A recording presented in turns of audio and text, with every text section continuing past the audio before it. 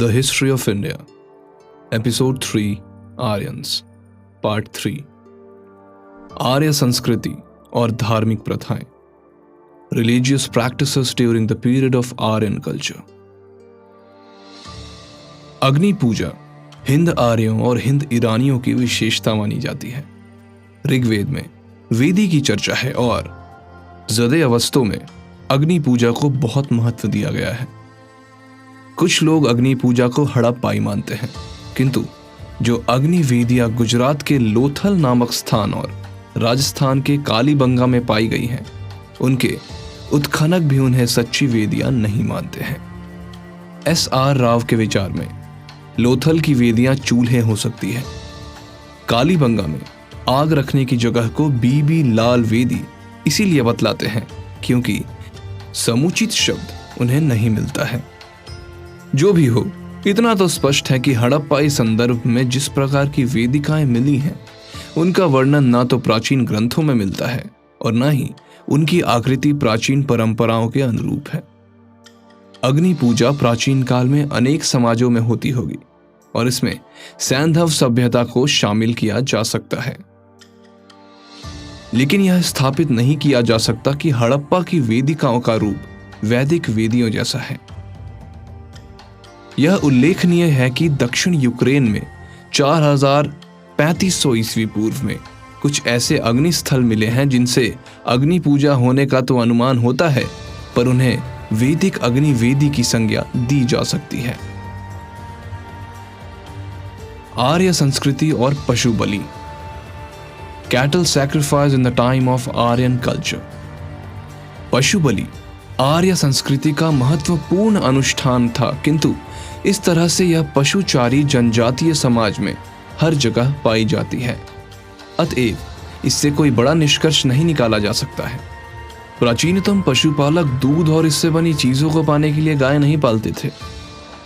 द्रविड़ भाषा भाषी गोंड जनजाति के एक समुदाय का अभी भी यह विश्वास है कि दूध पर वास्तव में बछड़े का हक बनता है। अतएव प्राचीन पशुपालक गाय और अन्य पशुओं को मांस खाने के लिए पालते थे, ये दूध पीने के लिए नहीं। ऐसा लगता है कि मांसाहारी भोजन प्राप्त करने के लिए पशु बलि का अनुष्ठान का विकास किया गया। यूक्रेन और दक्षिण रूस के कब्रों में 4वीं और 3वीं सहस्त्राब्दी ईसा पूर्व के श्राद्ध कर्म में पशु बलि के अनेक उदाहरण मिलते हैं। दक्षिण मध्य एशिया में 2वीं सहस्त्राब्दी ईसा पूर्व और इसके बाद भी इसी तरह के उदाहरण मिलते हैं। ऐसा लगता है कि लोगों के जीवन काल में पशु बलि प्रचलित थी। मरण उपरांत भी यह अनुष्ठान इसलिए किया जाता था कि मृतकों को परलोक में भोजन मिलता रहे। वैदिक समाज में अश्वमेध का विशिष्ट स्थान है, किंतु वेदों के फ्रांसीसी विद्वान लुई नू का मानना है कि अश्वमेध हिंद यूरोपीय अनुष्ठान था। यह प्रथा प्राचीन रोम और मध्यकालीन आयरलैंड में प्रचलित थी। अश्व बलि संबंधी प्राचीनतम पुरातात्विक प्रमाण उसी प्रकार का है जैसा पशु बलि के संबंध में है। यूक्रेन और दक्षिण रूस के अनेक कब्रगाहों में एक से अधिक घोड़े की बलि का उदाहरण है।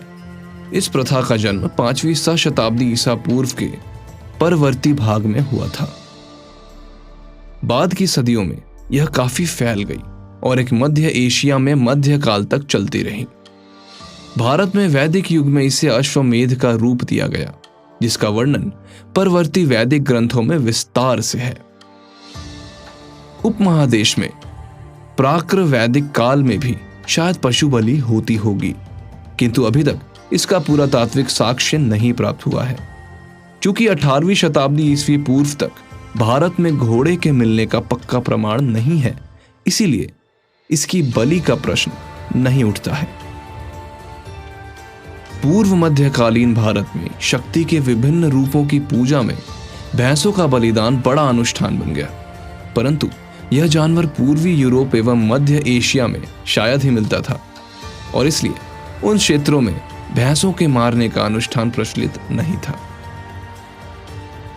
सोमपान की प्रथा। सोमपान की प्रथा केवल ईरानी और वैदिक जनों में प्रचलित थी। स का ह में बदल जाने का कारण अवेस्ता में सोम के बदले होम शब्द का प्रयोग होता है। सोम के पौधे की पहचान पर बहुत दिनों से विवाद चल रहा है, किंतु अब इफेंड्रा नामक पौधे की पहचान कुछ लोग सोम से करते हैं। इफेंड्रा की छोटी छोटी टहनियां बर्तनों में दक्षिण पूर्वी तुर्कमेनिस्तान में तुगलक 21 नामक मंदिर के परिसर में पाए गए हैं। इन बर्तनों का व्यवहार सोमपान के अनुष्ठान में होता था। यद्यपि इस पहचान की मान्यता बढ़ रही है, तो भी निर्णायक साक्ष्य के लिए खोज जारी है। स्वास्तिक आर्यत्व का चिन्ह माना जाता है।